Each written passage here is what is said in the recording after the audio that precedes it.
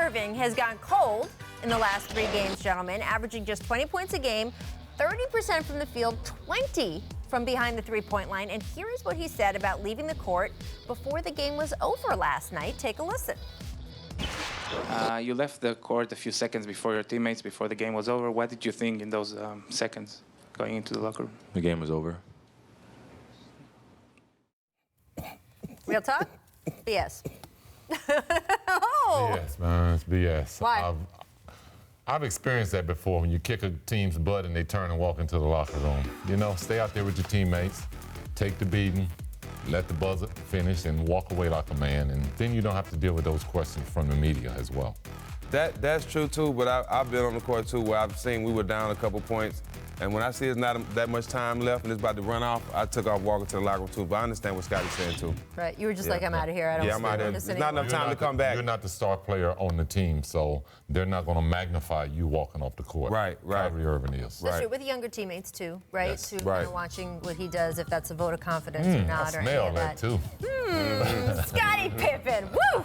All right, let's talk about Marcus Smart because he returned to action in Game 4 after dealing with that torn oblique. But after scoring 39 and grabbing 16 rebounds, Giannis was the story of Game 4. Here's his answer to a question about Smart after the game. Marcus Smart returned to the game tonight. So did he make any impact on the game tonight?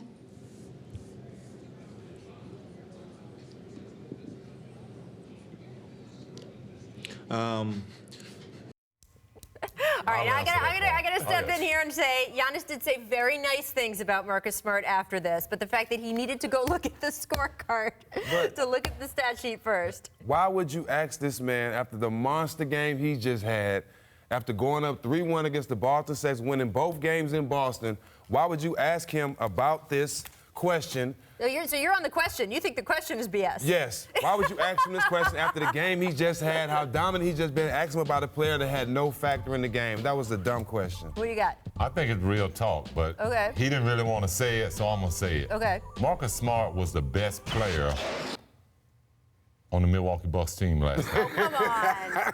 How can you be out of the playoff all season long, show up in a big game, and take 7 threes? 7 threes?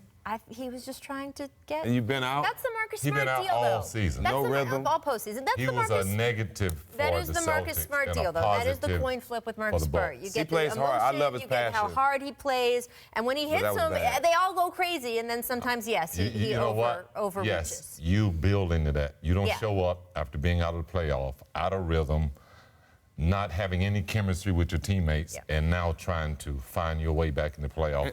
I thought he really hurt the Celtics last night. He did, because you're taking minutes away from Jaylen Brown, who's been playing well. Jaylen Brown's been their best player in a couple of those games in Milwaukee. So, and by Marcus Smart coming back, that's taking a lot of his minutes. Well, I don't want to say about him coming back. I felt like it was his shot selection. I felt like he came on the court, he was thirsty, he was trying to score. Yeah. And that's not been his purpose in terms of how he make that team go. That desperation was, they wanted a kick and that energy boost from him last night because he's such the heartbeat of that team, but that desperation may have, in fact, hurt them too much. Let's talk about Ja Morant because he is the #2 prospect in the draft, according to ESPN, and, well, everybody, I think. He's feeling confident as the draft approaches. Here is what Ja told Chris Haynes about his game on his Posted Up podcast. Take a listen. Do you have a natural position, or are you just a basketball player? I'm a point guard. You're a point guard, huh? God. Oh, excuse me, point guard. Excuse me, I missed that. Point guard. Chris Haynes' laugh is everything, but keep going.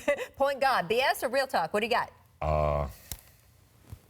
Real talk. Oh. I like this young man. He's really established himself that he wants to come into this league and be a point guard. And he understands that in today's game, point guards are scoring guards. Yeah. Well, I've heard that before. Sham guard. They call Sham guard the point guard first. So, but I love the fact that he has confidence in himself. You should have that much confidence in yourself, and he's going to be great in the league. He's a point guard. Yeah, I mean, like, he's a player, too, that's a fit thing with me, right? If he ends up in Phoenix, I think that could be so much fun, nice. right? Nice. To watch that young crew together. They could finally have a point guard after getting rid of their 18 point guards. I think the age kind of works and everything works.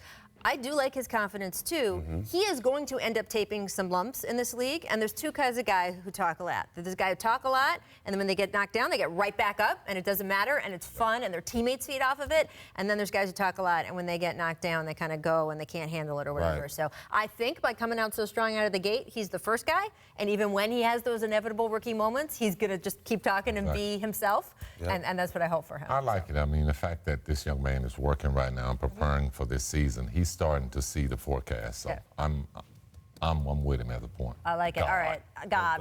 After Kawhi Leonard hit that huge 3 to seal Game 4 of their series, his teammate Norman Powell had quite the compliment for him, comparing Kawhi to one of the all-time greats. He told the Toronto Star, quote, "That man is Kobe.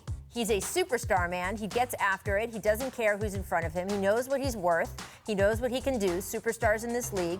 Kevin Durant, James Harden, he is one of those guys." Now, I have to say, the Sixers coach, Brett Brown, also made a Kobe comparison after that game. But what do you think? The comparisons of Kawhi to Kobe Bryant, BS or real talk? I like the real talk. All right.